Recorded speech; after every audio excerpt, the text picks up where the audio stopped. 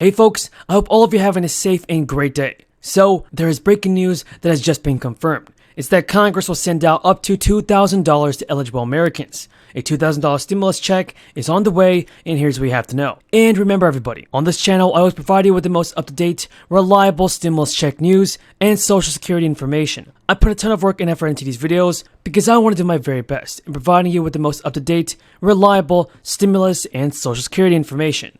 So, it really means a lot to me if you can subscribe to the channel and share this video with a friend that is in need of help. So according to multiple sources, Chuck Schumer is making huge changes that will affect millions of you that are on Social Security, SSI, ssdi, RRB, and VA beneficiaries. But remember, President Biden still has to sign the bill into law. Right now, Chuck Schumer is taking big steps forward to get President Biden's Build Back Better plan passed through Congress. Now folks, Chuck Schumer is really doubling down on his pledge. Chuck Schumer has promised all Americans that he will force a vote on changes to the legislative filibuster. This is a really big move, everybody, that will change the course of our fourth stimulus check, especially for those of you that are on SSI, SSDI, and RRB. So, continue watching this video to find out the most important information about that. But like I said, there are many Democrats in the Senate that do not actually support changing the filibuster. If the filibuster is removed, many more bills, including a fourth stimulus bill, could be passed through Congress much easier and faster. That is why I believe that lawmakers should actually move forward with changing the filibuster. But the bad news is that Chuck Schumer needs a total support of 50 members of his caucus that are in his caucus on the change. 50 senators must support this bill in order for this bill to be passed all the way to President Biden's desk. So will this happen? Do you believe that the filibuster change will happen? Tell me your thoughts in the comments. Now, so far, Senate Democrats like Joe Manchin and Kirsten Sinema have actually stated multiple times to us that they completely support keeping the filibuster in the Senate. It's something Joe Manchin is not opposed to. Manchin has actually opposed using what Congress calls the nuclear option, which when the Senate rules are changed along party lines. But everybody, the thing is that Joe Manchin has been in talks behind the scenes for months with other lawmakers, including President Biden, and not only that, but Chuck Schumer and even Nancy Pelosi. Just know this, the good news is that President Biden has made it very clear that he does not support making changes to the filibuster, so that more stimulus relief bills can be passed through Congress. We all know that Republicans have blocked many bills that have been proposed that would have provided millions of seniors and Social Security beneficiaries with even more financial aid. Right now, progressives and activists continue to demand that the filibuster will be ended this year. Not only that, folks, but the crisis continues to negatively affect the U.S. economy. And it's very important that another stimulus relief package will be passed very soon.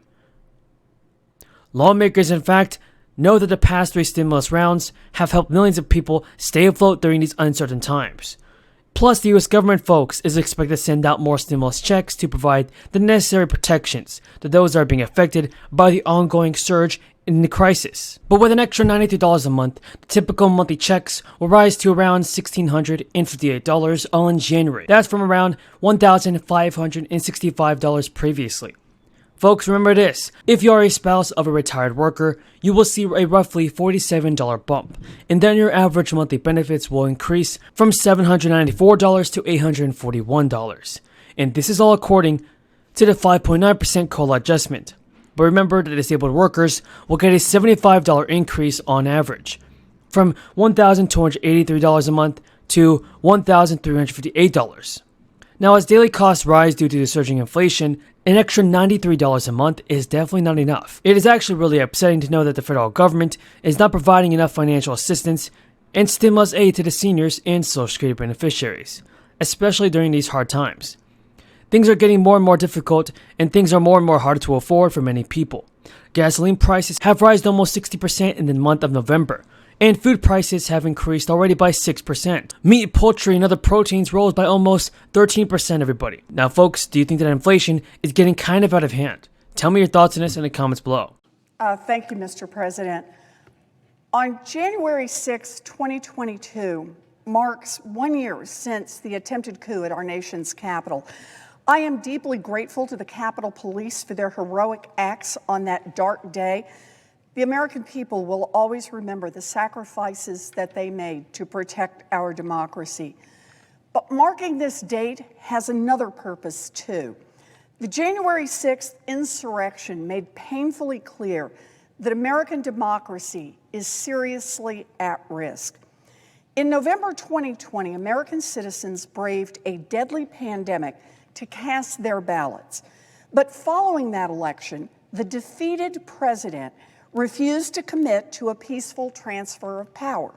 Instead, he falsely sowed doubt about the legitimacy of the election and inflamed his most dangerous supporters to attack this Capitol.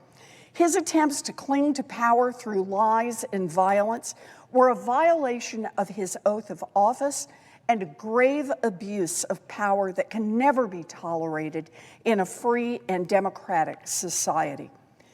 We mark this anniversary not only to reflect on that dereliction of duty, but also to call out the ongoing efforts to undermine our democracy. Threats to our democracy are not new. For years, in state after state, Republican legislatures have passed laws making it harder to vote, all on a purely partisan basis with simple majority votes. They have imposed strict voter ID requirements and purged voter rolls to disenfranchise minority voters. They have made it harder to vote by mail and to register to vote. They have gerrymandered districts for partisan political gains. Over the past year, these shameless efforts have become even more brazen. Just as the former president was clear that he wanted to overturn the results of the 2020 election, Trump and his allies are entirely transparent about their goal of overturning future elections. Today, Republican opponents of democracy are exploiting every possible avenue to allow their party to maintain control, even if that means overturning the will of the American people. Rather than putting a stop to these attacks on voting rights, the Supreme Court has enabled them. The Roberts Court gutted the core of the Voting Rights Act, which is why Republican legislatures right now can pass anti-voter laws with ease. Last year, they destroyed what was left of the country's landmark voting rights law, making it nearly impossible to block laws with racially discriminatory effects. They twice overturned key protections against dark money in our elections, and they gave a green light to partisan gerrymandering. The Senate must not turn a blind eye while the federal judiciary and state legislatures lead an all-out assault against free and fair elections in America. It's clear that Donald Trump's Republican Party is embracing an increasingly authoritarian movement. In 2006, the Voting Rights Act was reauthorized unanimously